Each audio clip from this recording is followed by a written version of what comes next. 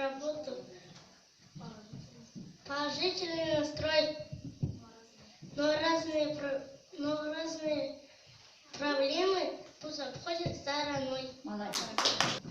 Вы не побоялись работы большой, вы были добрый и терпеливый. Включать рассчитывал с открытой душой. Мы вам говорим большое спасибо.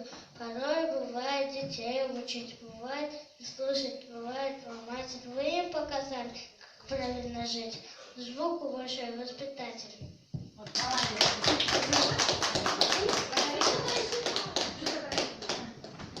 В нашей группе нету грязи, чисто и светло вокруг.